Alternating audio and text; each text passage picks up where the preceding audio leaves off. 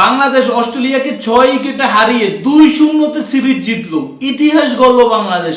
21 বছর পর ম্যাচ জিতা, ব্যাক টু ব্যাক ম্যাচ জিতা, 2-0 অস্ট্রেলিয়াকে সিরিজ হারানো, জাস্ট আনবিলিভেবল। কি বলবো, দুর্দান্ত বোলিং ব্যাটিং সব জায়গাতে, দুর্দান্ত ফিল্ডিং, জাস্ট দেখার মতন একটা সিরিজ।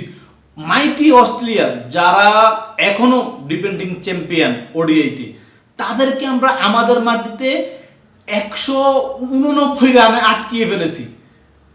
যেহেতু ডিআরএস আমরা 192 রানের টার্গেট পেয়েছি 41 ওভারে, আমাদের ব্যাটাররা দেখে শুনে খেলেছেন। যদিও শুরুতে কিন্তু আমরা বাংলাদেশের প্লেয়াররা ভুল করেছে, তানজিম তামিম, শান্ত দুজনে ভুল করেছে। তানজিম তামিম অ্যাটাক করতে যেয়ে ক্যাচ আউট হলো, শান্ত কিন্তু এলবি আউট হয়ে গিয়েছিল, রিভিউ নিয়ে কোনোভাবে বেঁচে গেল, না হলে বাংলাদেশ কিন্তু খুবই বিপদে পড়তে পারতো আজকে। তো আমি মনে করি দুর্দান্ত একটা জয়।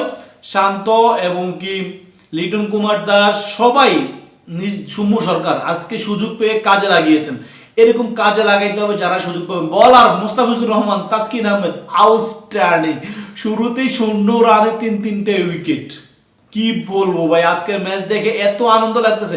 পরের ম্যাচে আমি চাইবো বাংলাদেশ অস্ট্রেলিয়াকে এইভাবে হারাক। 3-0 আমরা ওডিআই সিরিজ জিততে চাই অস্ট্রেলিয়ার বিপক্ষে। যদিও আমাদের টি-20 স্কোয়াড ঘোষণা করা হয়েছে, দুর্দান্ত স্কোয়াড, নাহিদ রানাকে আবার টি-20তে ব্যাক করা হয়েছে। দেখা যাক শেষ পর্যন্ত বাংলাদেশ শেষ ওডিআইটা জিততে পারে কিনা।